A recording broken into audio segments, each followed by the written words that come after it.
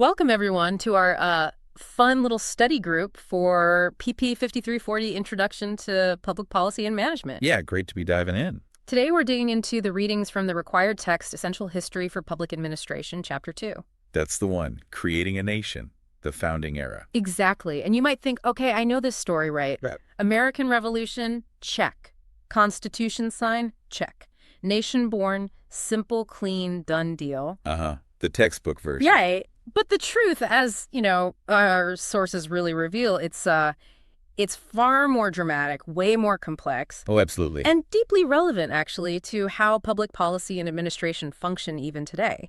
It's a story full of profound disagreements, really tough compromises. And just the sheer struggle, Yeah, building a government basically from scratch. precisely. What often gets glossed over in that sort of simplified narrative are the intense ideological conflicts, the passionate debates, the real power struggles. And sometimes, honestly, the surprisingly fragile compromises that truly shaped the government we operate within now. This isn't just like ancient history dusty on a shelf. It's the bedrock, the foundation of our present-day public sector. And it's full of surprising insights, I think, into how our administrative state, with all its complexities, all its contradictions, actually came to be. Right. Understanding this founding era isn't just about memorizing dates or names. It's about grasping the core tensions that, well, they continue to define our political and administrative landscape. So that's our mission today, basically, to unpack these historical nuggets, not just understand the what, but really get at the why behind the choices they made. Yeah, the thinking behind it all. And see how these foundational ideas, these debates, they still influence us, from federal agencies right down to local town halls. Get ready for some serious aha moments, I think, because this period, even though it's over 200 years ago, it holds up a mirror to so many of the challenges and debates we face right now in public administration. It really does. It's uncanny sometimes. Okay, let's unpack this. All right, part one. The Fragile Foundations, America Before the Constitution. Let's set the scene for the newly independent United States. Okay. Our sources paint a picture of a nation just incredibly different from today. I mean, it's almost impossible to imagine the sheer scale of the shift we've undergone since then. It truly is. The society, the economy, the whole rhythm of life, it was just a world apart. So what are we talking about, specifics? Well, we're talking about a predominantly rural nation, only about 4 million people, roughly. Yeah. And spread really thinly across this huge territory, from Georgia all the way up to Massachusetts. 4 million, that's less than half of New York City today. Exactly. And back then, New York City was the largest city in the entire U.S., but its population was just 30,000. 30,000. Wow. Barely a medium-sized town by our standards. It just highlights how sparsely populated and, frankly, overwhelmingly agrarian the country was. Most people lived on farms, largely self-sufficient, their lives revolving around the seasons, their local communities. Right. So the vast majority were independent farmers. Then you had some large landowners, especially down south. Plantation owners, yeah. And a smaller number of merchants, bankers, other professionals, mostly clustered in those few sort of burgeoning coastal cities. Right. And communication. Forget about it. No instant messages, not even reliable next-day delivery. Transportation was tough, mostly horseback, or maybe a horse-drawn coach on these unpaved, often really rough dirt roads. So travel took ages. Oh, significant time.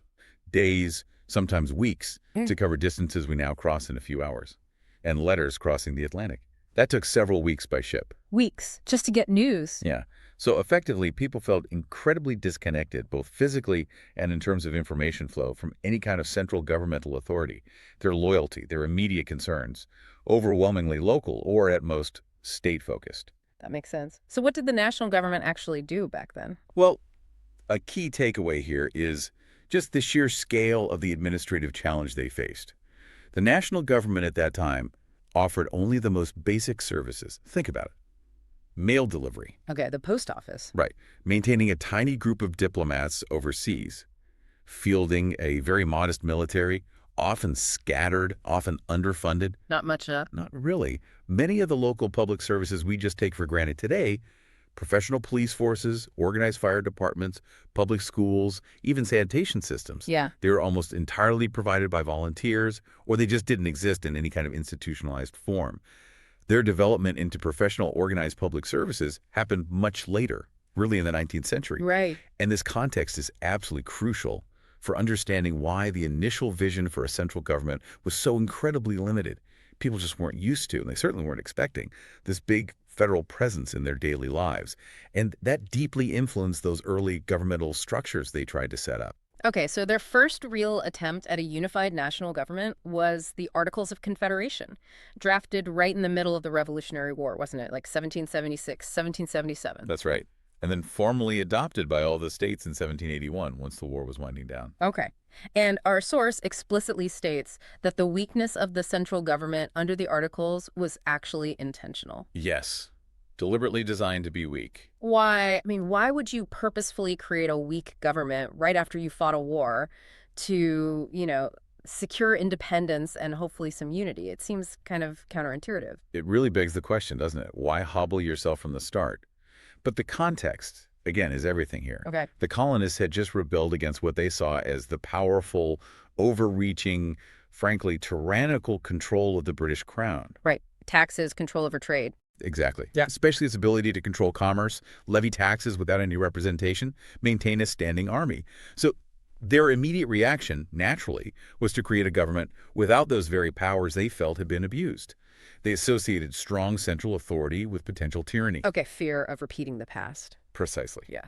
And add to that, at this time, people identified primarily as citizens of their state. You were a Virginian first, or a New Yorker, or from Massachusetts. Not really an American in the same way yet. So the real governmental power, in their minds, naturally resided in the state legislatures. They were seen as more responsive, closer to the people, not in this new, distant national Congress under the Articles. It was a very deliberate choice, reflecting these deep-seated fears of centralized power. But this weak structure, it became a massive problem almost immediately, right? It wasn't just a philosophical thing. It started causing real chaos. Oh, absolutely. Almost instantly. The sources vividly describe the immediate and severe consequences of this intentional weakness. Well, the states struggled immensely to act together on anything national. Foreign policy, trade, defense. It left the new nation vulnerable, looking weak to foreign powers like Britain and Spain, who still had ambitions here. Okay. Couldn't present a united front. Nope. And critically, Congress had no power to levy taxes. None. It couldn't raise money to fund its operations or pay off the huge war debts. So how did it get money? It had to ask the states for money, essentially relying on voluntary contributions. Voluntary? That sounds like it wouldn't work. And it didn't, really. Some states had little money to give because of their own economic struggles. Others just wouldn't comply, prioritizing their own needs. So you had this perpetually underfunded, ineffective central government. Couldn't even pay its soldiers properly or its debts to foreign lenders. Yikes. What else? Beyond that, you even had multiple state currencies circulating. Imagine the chaos for trade. Oh, wow. Like trying to buy something across state lines today with different money? Pretty much. It made interstate commerce incredibly difficult. And frequent trade disputes flared up between states. They acted almost like separate little countries. Okay, this sounds bad. And there was also this palpable fear, you read about in the sources, that some state legislatures might just abolish debts or confiscate property or try some radical redistribution of wealth. That further eroded economic stability and the confidence of property owners. And that chilling quote from Quinn you mentioned earlier that really brings it home, describing a fragile and unstable United States. Vulnerable coastline, terrible roads, slow communication. Right. And the economy, potentially prosperous, mainly agrarian, but stagnant after 8 years of war, burdened by debt, inflation. And Quinn mentions scattered insurrections, the prospect of angry mobs taking the law into their hands. Yeah, and the central government itself. Powerless, lacking authority to raise funds or an army or to administer justice. It sounds less like a functioning nation and more like, I don't know, a recipe for total disaster. Like a powder keg just waiting to explode. That's not far off the mark. And one striking aspect here is how economics and geography were absolutely key in shaping the politics within these new states. They created these deep social fissures. How so? Well, our source points out that wealth and political power were heavily concentrated along the coast. Think wealthy planters in the south, powerful merchants, bankers, land speculators in the north. The elites, basically. Largely, yes. There are exceptions, of course. But these economic upper classes mostly controlled the colonial governments and then the early state governments. And they shaped policies in ways that often benefited their own interests. Which created tension with the struggling, often indebted rural interior, it created this palpable divide, often pitting the more established coastal elites against the farmers inland. Okay, so zooming out, you really start to see this growing divide, creditors versus debtors. Exactly. Yeah. And also between the new commercial culture emerging in the cities and the more traditional agrarian way of life out in the rural areas. Right. Farmers could grow a lot of their own stuff, but not everything. Precisely. They weren't entirely self-sufficient. They still needed to buy essential goods: glass, iron tools, medicine, gunpowder, shoes, maybe pay a blacksmith. Things they couldn't make themselves. Right, and to get those, they often bought them from merchants or craftsmen, usually on credit. So they inevitably accumulated debts, often with those coastal creditors. Credit was essential for their survival. And when they couldn't repay those debts, or maybe their state taxes? Then they faced incredibly severe consequences. They could lose their animals, parts of their farm property, or even the entire farm itself through foreclosure and seizure. Losing everything. Yeah. Our source notes hundreds of farms were lost just in New England alone to these foreclosures, stripping families of their livelihoods, sometimes generations of work. So what did they do? What was their first response? Well, their initial response was actually quite organized and, importantly, administrative in nature. Landowners across New England would meet in these local conventions. Okay. And they'd petition their state legislatures for relief measures, asking for things like printing paper money. Why paper money? Well, it would depreciate over time, making it easier to repay debts with cheaper currency. Or they'd ask for laws allowing debt payment in farm goods, stuff they produced, instead of needing scarce hard cash, specie. So they tried working through the system first. But what happened when those legislative efforts, those petitions, which were basically appeals to administrative policy when they didn't work? Well, this leads us right into a crucial dilemma, doesn't it? About government responsiveness, the limits of just petitioning. When the legislatures failed to provide adequate relief by the mid-1780s, the patience of many ordinary folks, especially in rural areas, just wore thin. They felt ignored. Exactly. Feeling ignored, facing financial ruin. Some people turned to armed protests. Groups of farmers started threatening government officials, forcibly closing local courts to stop foreclosures. Taking direct action. Direct action, born out of economic desperation, a sense that the administrative system wasn't responding, and maybe a lingering revolutionary spirit too. And this directly led to one of the most significant catalysts for change in the early republic, Shays' Rebellion, a moment that truly shocked the elite. Okay, part two. The call for order, Shays' Rebellion, and the Constitutional Convention. Here's where the stakes get incredibly high. You can almost feel the tension just boiling over. Definitely a turning point. So summer of 1786, this Revolutionary War veteran, Daniel Shays, organizes, how many? Up to 4,000 rebellious Massachusetts farmers. As many as that, yeah. It wasn't just a few disgruntled individuals. This was an organized movement. And they literally forced courts to close to stop actions against debtors. That's a direct assault on the whole legal and economic system, isn't it? It absolutely is, challenging the state's authority fundamentally. And when the state legislature still wouldn't act on their complaints, when their petitions, their protests, their hardships seemed to fall on deaf ears, they escalated dramatically. They did. They decided to try and overthrow the state government itself. Overthrow it. Wait, this wasn't just a protest anymore. It was an act of rebellion aimed at seizing state power. And the peak was when they tried to take over that federal armory in Springfield, January 87. Yes, a critical moment.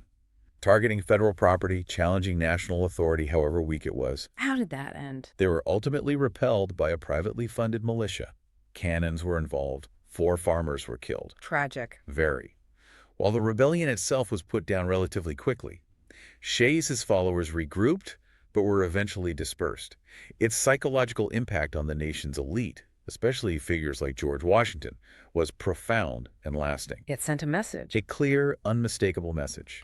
The system under the Articles of Confederation was simply not strong enough to maintain internal order, protect property rights, or guarantee the stability of the young republic. This administrative weakness was just laid bare for everyone to see. It's fascinating, though, how this event provoked such different reactions. Yeah. Almost polar opposites, showing this fundamental philosophical split. Right. George Washington, echoing many elites and creditors, basically said government needs to be strong enough to enforce laws, quell rebellion, or else anarchy and confusion must prevail. Yay. He saw it as a threat to society itself. The fear of mob rule. Exactly. But then you have Thomas Jefferson over in France as ambassador. Yeah, Jefferson's counterview offers this powerful contrast. He didn't see an occasional rebellion like Shays as an existential threat, not a sign of impending chaos that needed overwhelming force. What did he see it as? He saw it more as a sign that people cared enough about public issues to actually take action, Yeah. kind of healthy citizen engagement, a necessary check on government power almost. Really? He famously wrote something like, a little rebellion now and then is a good thing. That's the one. The tree of liberty must be refreshed from time to time with the blood of patriots and tyrants. Pretty strong stuff. Yeah.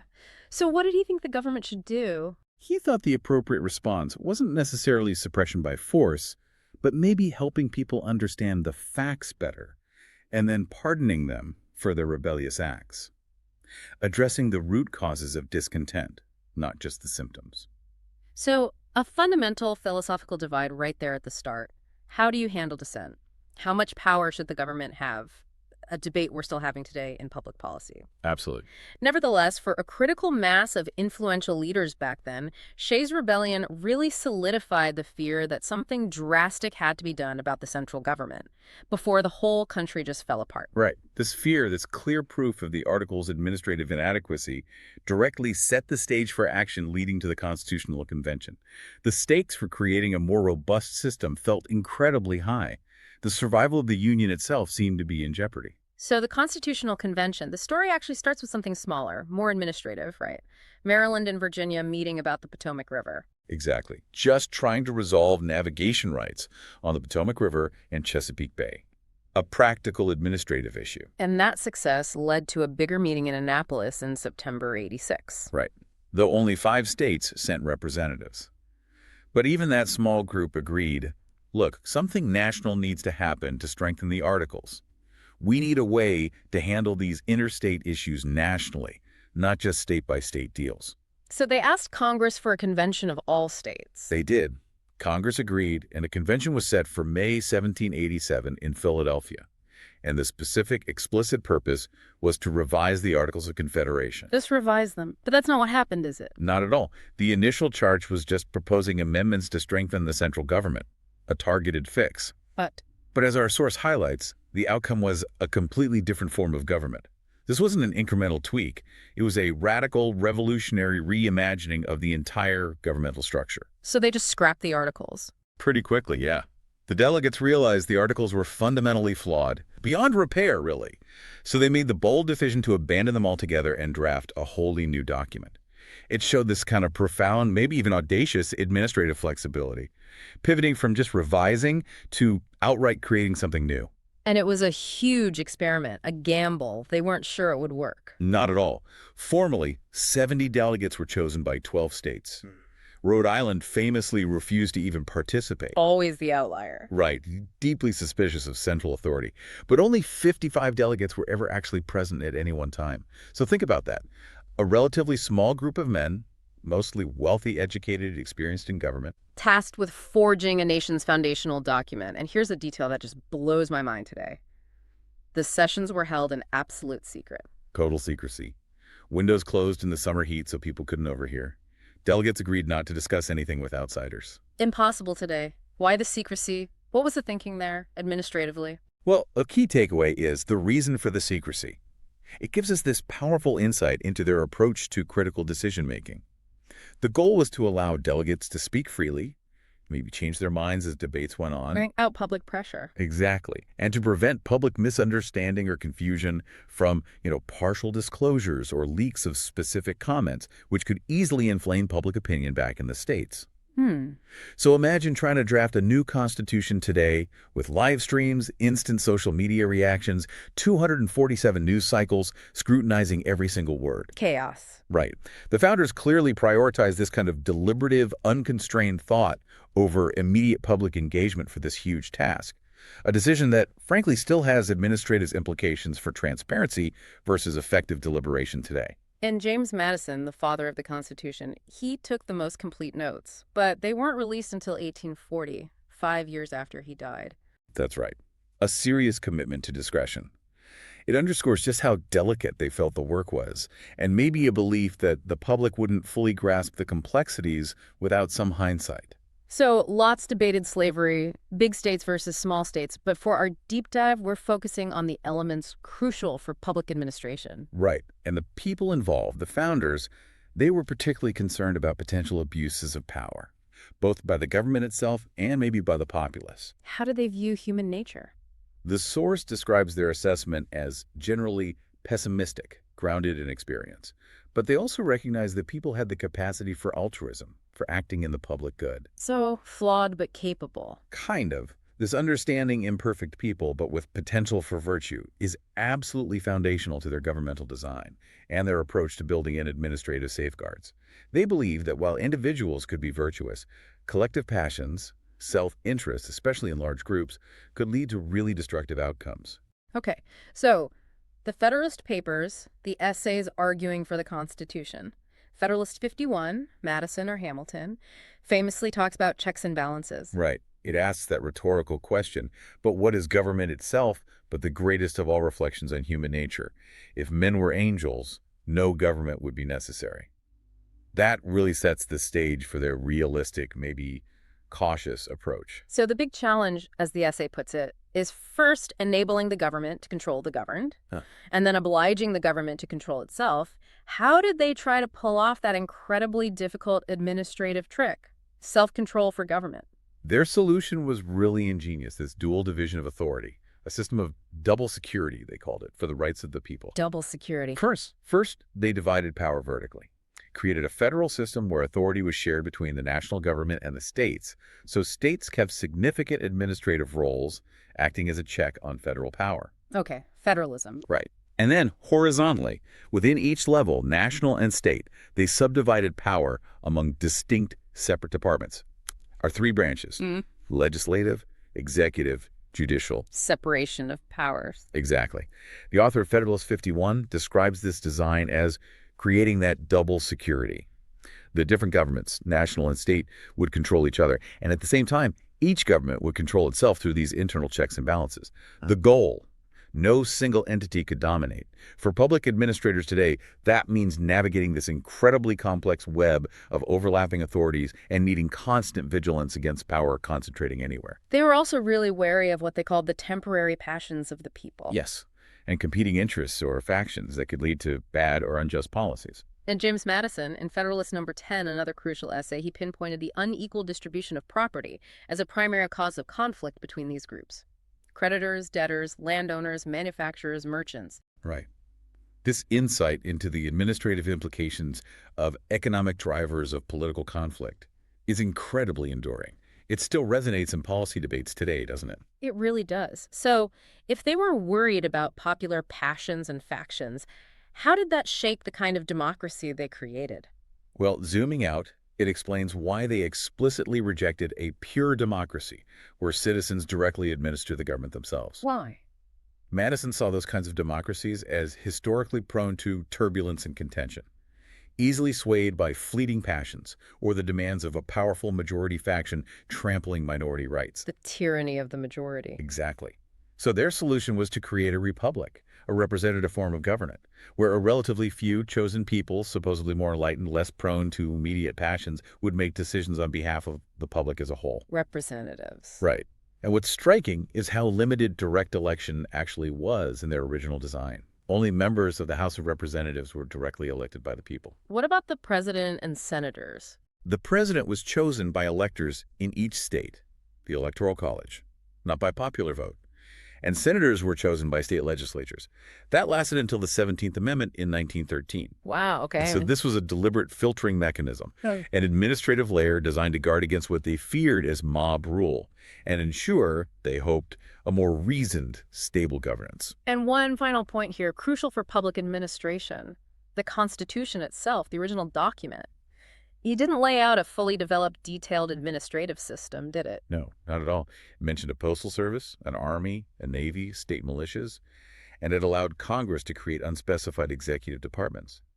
But the specific machinery of government, the huge, complex federal bureaucracy we know today with all its agencies. That really grew out of later actions by Congress and the president. So the initial administrative state was just a skeleton, really. Pretty much waiting for legislation and executive action to put flesh on its bones over the next couple of centuries. Okay, so this narrative paints this vivid picture, right?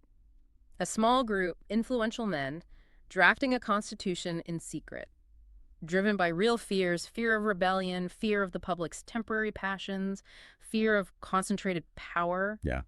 They knew, fundamentally, that a much stronger central government was needed to hold the nation together and ensure its survival. But they also wrestled constantly with how to limit that power.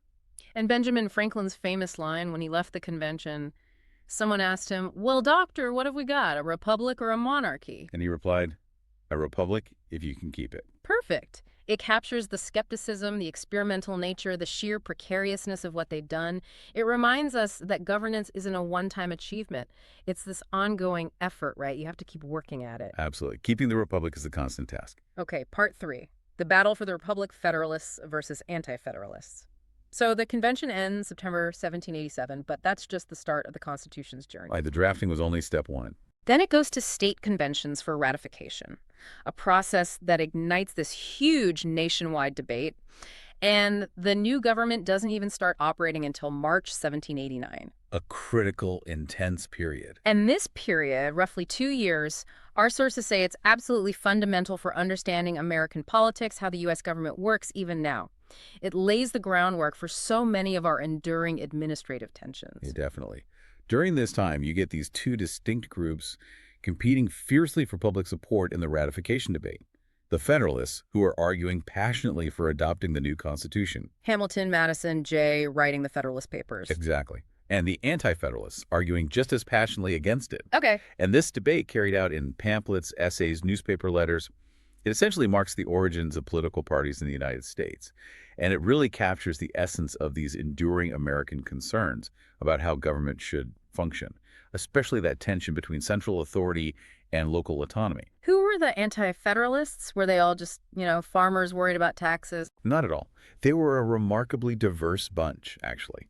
Included leading elite figures, influential intellectuals, but also ordinary people from different regions and different walks of life. They weren't monolithic, but their shared concerns really resonated widely. So what were their main objections? What was their beef with this new Constitution the Federalists were pushing so hard? Well, they had three main concerns, according to our sources. And these concerns resonated deeply then, and frankly, they continue to inform modern administrative debates. Okay, number 1? First, they deeply feared that this proposed central government, with its new enhanced powers, would inevitably seize power from the states, that it would eventually morph into some kind of tyrannical entity. Ah, the fear of big government. Pretty much. Thomas Cooper, an anti-federalist writer, put it eloquently.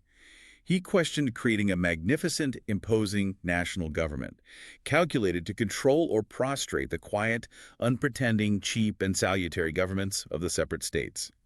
They really saw the states as the primary protectors of local interests and individual liberties, and this new federal structure looked like an existential threat to that. Okay, fear of losing state power. What was number 2?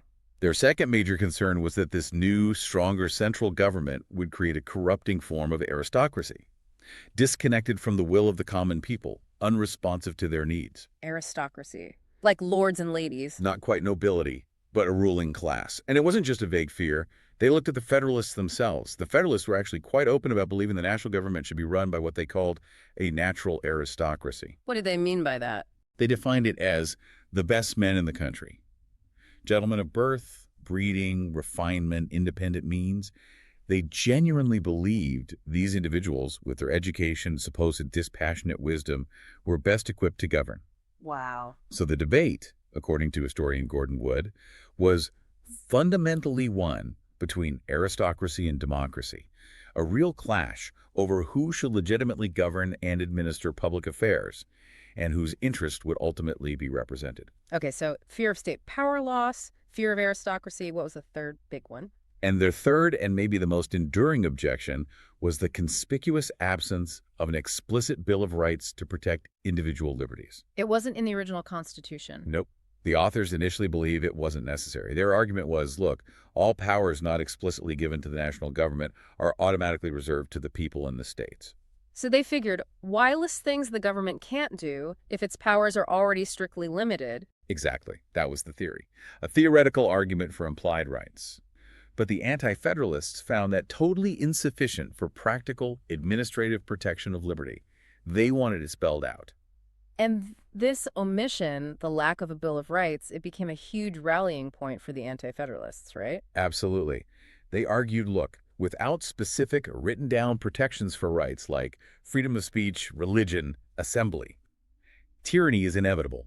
An unconstrained central government will eventually infringe on fundamental liberties. And that pressure worked. It became so strong during ratification that the pro-Constitution advocates, the Federalists in several key states, had to make a crucial promise. They pledged that a Bill of Rights would be created and added to the Constitution soon after the new government started operating. It was basically a strategic administrative concession to get the Constitution ratified. So even Madison, who wrote a lot of the Constitution, he wasn't initially keen on a Bill of Rights. That's a striking aspect, yeah. Madison initially wasn't convinced it was necessary. He even worried it might imply the federal government could violate rights that weren't listed. Interesting argument. But he ended up championing the Bill of Rights in the very first Congress after ratification. He recognized its political importance. Why the change of heart?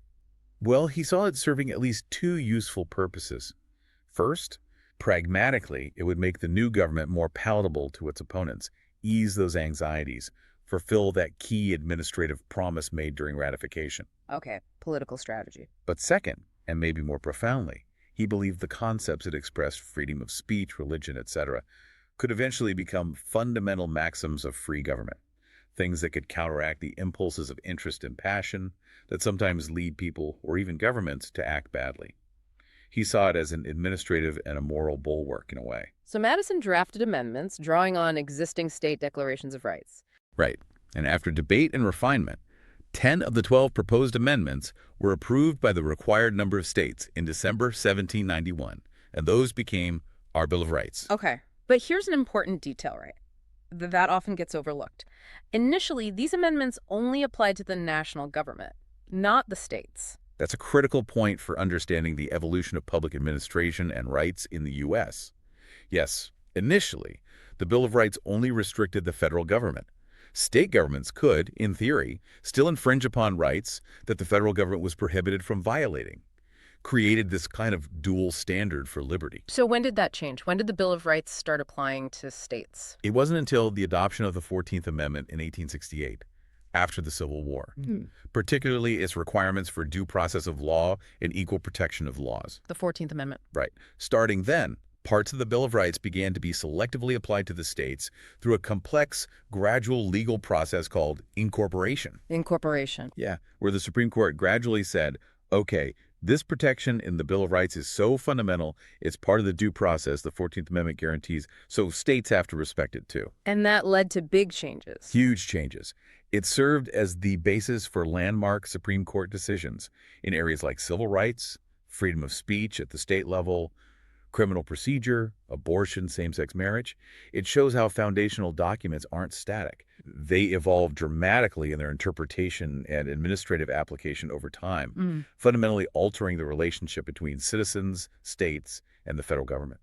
So even with the Constitution ratified, Bill of Rights added, it wasn't like everyone suddenly held hands and sang Kumbaya, right? Yeah. The divisions didn't just disappear. Not even close. Historian Terry Booton describes how, during the 1780s and 90s, ordinary folk across the new nation perceived democracy to be under assault from elite leaders.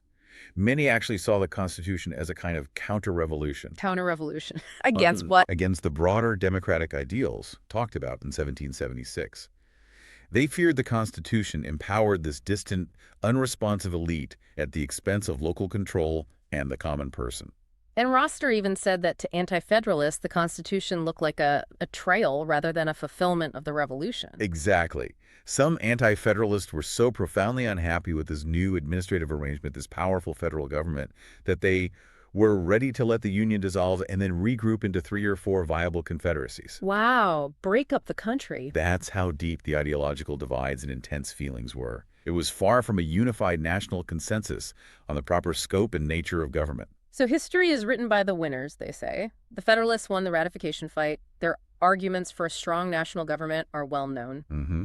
But our sources emphasize that anti-federalist ideas, limited government, skepticism of central power, fear of concentrated wealth and authority, they haven't vanished. They aren't just historical footnotes. Not at all. They represent this fundamental, enduring thread in American political thought. So the question becomes, how do these powerful historical undercurrents continue to shape our political culture today? How do they form the operating context of public administration? Right. It's this ongoing tension, isn't it? Between national power and local autonomy, between elite governance and popular democracy, between administrative efficiency and individual liberty. It never truly disappears from American discourse. These debates echo in our politics constantly, influencing everything from federal mandates to local initiatives, from bureaucratic structures to arguments about spending and regulation. Okay, part 4. The new nation's early tests, conflict, parties, and preservation.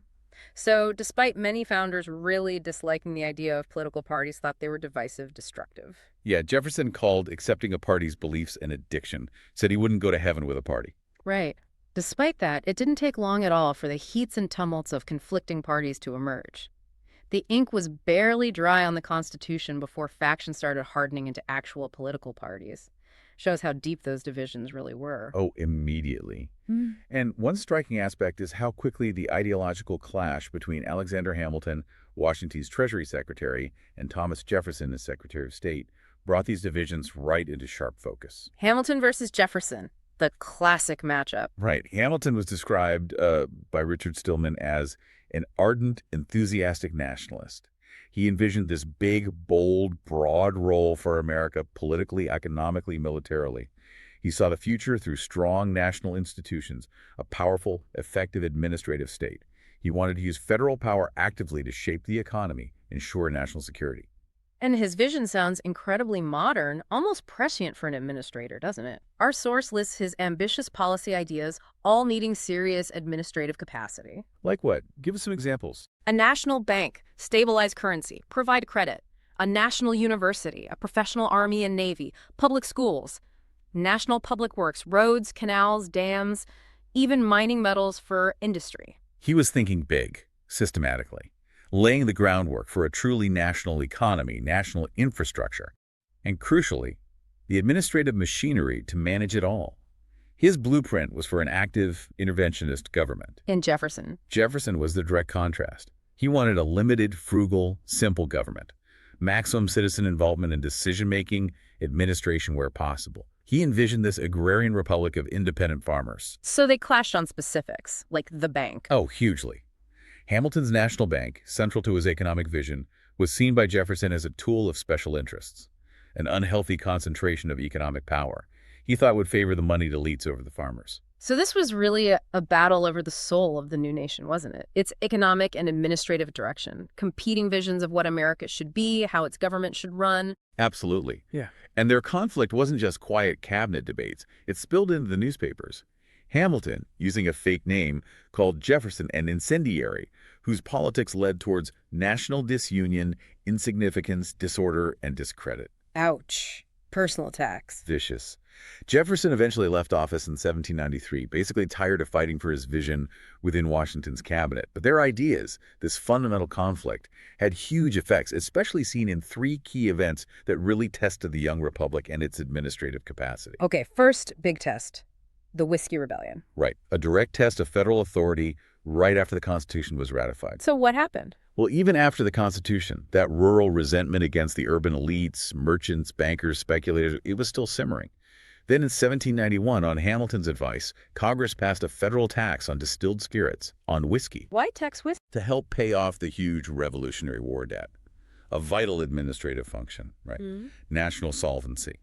But for farmers in western states, especially western Pennsylvania, turning surplus grain into whiskey was crucial extra income. It was easier to transport, more valuable than grain. And the tax hurt them. Yeah, it made their product less competitive with bigger eastern producers. It felt like an attack on their livelihood, another burden on the common man imposed by a distant government. So resentment turned into Violence. Western Pennsylvania, July 1794. Several hundred tax protesters, many of them Revolutionary War veterans themselves, attacked and burned the home of General John Neville, an official helping federal marshals serve tax delinquency notices. And both were killed. Yes, including the protesters' leader, James McFarland. He became a martyr figure, linking this fight back to the revolution against British taxes. And it wasn't just a small skirmish, it escalated fast. By August, some 7,000 people gathered to protest the tax, the economy, threatening full-scale insurrection. 7,000 people. Wow. Our source calls it this critical episode in the ongoing battle between the center and the periphery, cosmopolitans and localists, east and west. Exactly, between those favoring strong central control and those demanding local autonomy. The rebels, many didn't even own stills but sympathized, truly believed they were upholding the revolution's principles against another central government gone awry, just like the British crown before. And they even talked about separating from the Union with British and Spanish agents. They did. It shows the extreme depth of their anger and just how fragile the nation's unity still was. So how did the government respond? Raises that big question again. How far can dissent go before it threatens the nation? Well, President Washington initially tried the administrative route, sent a 3-member peace commission to negotiate. But at the same time... Concurrently, Treasury Secretary Hamilton, writing under a fake name again, published letters painting the protesters as traitors, anarchists bent on overthrowing the government, really stiffening the resolve for a military response. So peace efforts failed. They did. And Washington, advised heavily by Hamilton, made the momentous decision. Raise a militia army, 13,000 men from several states. 13,000, an unprecedented assured of federal force against its own citizens. Hugely symbolic, signaling that this new government had the administrative and military capacity to enforce its laws, unlike under the Articles. Was it easy to raise that army? Not at all. It was difficult. Many people resisted serving. Some actively supported the protesters, felt the government was overreaching. Disease hit the ranks too. But they marched. They did. Under military command, but with crucial civilian oversight from Hamilton himself, the Army marched into western Pennsylvania in October '94, swept through the counties, arrested protesters, organized resistance just evaporated. Rebel leaders hid or fled. It was a decisive demonstration of federal power, setting this administrative precedent for national authority. So the rebellion ended, but at what cost? Well, the military intervention worked, but it wasn't clean. The army itself was described as disorderly, abusive towards the local population. It left a lot of bad feelings, reinforcing that sense of federal overreach for many. So the Federalists asserted power. Yes, Washington and Hamilton made their point. But effective tax collection in many rural areas, still a huge challenge.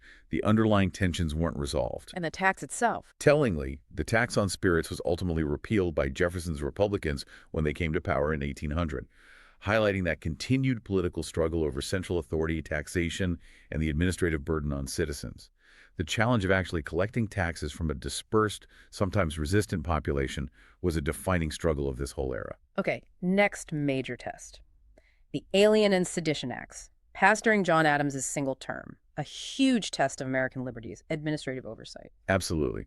This Federalist period of Washington's 2 terms, Adams's one, saw tensions really rising, fueled by international and domestic pressures. Like the quasi-war with France. Exactly.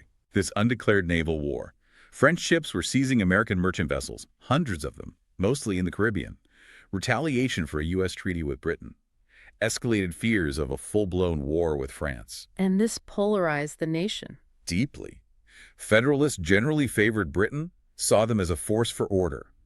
Republicans leaned towards revolutionary France, saw them as a symbol of liberty. And immigration played a role, too. Yes, a significant influx of Irish immigrants in the 1790s. They were predominantly pro-French, anti-English because of history, and tended to favor the Republican Party. This alarmed the Federalists, who saw their potential voting impact as a direct threat to their political control.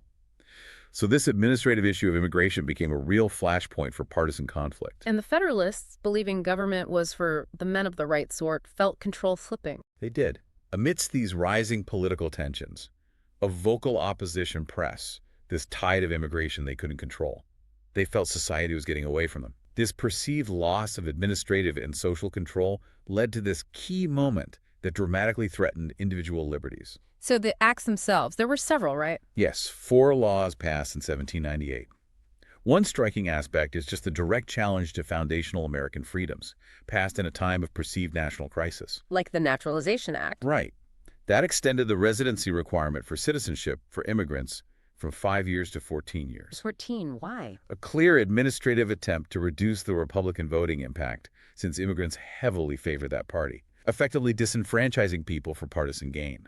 Yeah, that specific law was repealed when the Republicans took over in 1802, but it shows the use of administrative policy to suppress opposition. But the most infamous was the Sedition Act. Oh, absolutely. The Sedition Act of 1798 dramatically restricted freedom of speech and the press. It allowed the government to arrest, prosecute, and jail its critics.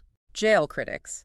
Just 7 years after the First Amendment protecting free speech and press was ratified. Astonishing, isn't it? A direct contravention of a recently enshrined constitutional principle, a profound administrative overreach, an assault on dissent itself. Who did they target? Under the act, 25 people were arrested, 17 prosecuted, mostly Republican printers and proponents, indicating a clear partisan application. Only one person was found not guilty. Those convicted served prison terms. Not just printers, though. No, common citizens, too. Shows the pervasive administrative power. One drunk guy jailed for yelling something crude about President Adams during a parade. Seriously. Tried and sentenced until he could pay a $200 fine. Another case, a laborer in Massachusetts called the government lazy rascals, discussed Thomas Paine, sentenced to 18 months and a huge fine. Stayed in jail until Jefferson pardoned him in 1801. Highlights the political nature of the enforcement. They even tried to censor congressmen. Yes. Representative Matthew Lyon, a Republican, was jailed for criticizing Adams in his own publication. And remarkably, his constituents re-elected him while he was still in prison, a powerful act of defiance against administrative repression. Wow. So historian Susan Dunn says the Federalists refused to give up the illusion that they could coerce public opinion. Right. Believed if they couldn't mold opinion, they could make it subservient to their repressive laws. Dunn calls it the pull of the age-old dream of unchallenged power, a temptation for any government feeling its authority erode. And the implications were chilling. Even Madison concluded the Federalists intended to change the Republican system into an absolute, or at best, a mixed monarchy. Yeah, shows the profound fear that the very nature of the new government, its administrative practices, was truly at stake. Okay, so all these tensions, Whiskey Rebellion, Alien and Sedition Acts, the deep Federalist-Republican divide, they all boil over into the election of 1800. The incredibly contentious election of Thomas Jefferson marks a major shift, the effective end of Federalist dominance. And it was a nasty campaign. Oh, brutally hard-fought. Full of personal attacks, completely fact-free claims, proves conclusively that tough, noisy political campaigns are not a modern invention. The administrative machinery of elections was tested severely. What kind of attacks did the Federalists launch at Jefferson? Relentless. They claimed he'd trample and explode those morals which protect our lives. A Federalist newspaper asked if Americans would continue in allegiance to God and a religious president, or impiously declare for Jefferson and no God. Wow, playing the religion card heavily. Incredibly inflammatory, appealing to the deepest fears, moral convictions, painting this picture of existential threat if the opposition won. Even Hamilton attacked Jefferson, though he also disliked Adams. He did. Called Jefferson an atheist in religion and a fanatic in politics. Right. Claimed he wanted to make the country a province of France. Just desperate attempts to discredit him. And one Federalist editor just flat out said, whatever American opposes the administration is an anarchist, a Jacobin, and a traitor. Yeah, equating any dissent with treason. Shows the intensity of administrative control they sought over public discourse. So there was real fear among Federalists. A striking aspect is the sheer level of fear and dread. They genuinely believed their property, their economic security, their whole way of life were at stake if Jefferson and the Republicans won. Saw it as an existential threat to the republic they envisioned, a total overturning of their administrative and political order. Yeah. Despite all that incredibly overheated language, the transition of power from Adams to Jefferson was peaceful. Remarkably orderly and peaceful. This administrative and constitutional precedent, a peaceful transfer of power despite such deep, bitter divisions, set this crucial cornerstone for American democracy.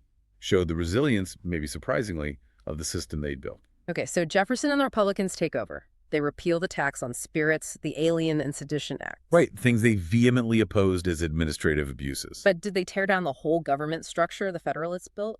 Largely, no. Jefferson actually built upon the existing administrative framework established by the Federalists. Our source specifically highlights Alexander Hamilton's seminal work as the first Treasury Secretary, especially 1789 to 1795, as laying the foundation for the modern administrative state.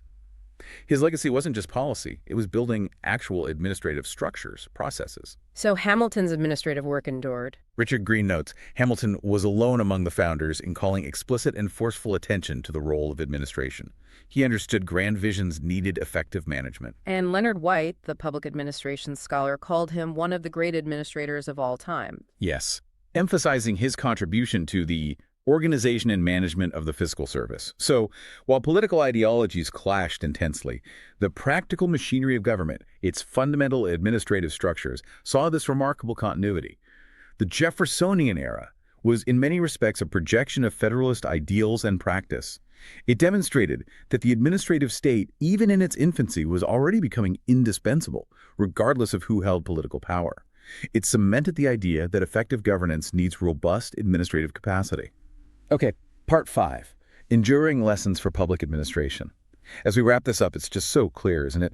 The modern public sector, vast scope, complexity, millions of employees, trillions in budgets, it would have been utterly unimaginable to those founders back in Philadelphia in 1787. Completely unrecognizable in scale. Yet, the issues they grappled with, the fundamental questions they debated, they have these surprising, profound parallels to our own time, offer invaluable lessons for public administration today. Absolutely.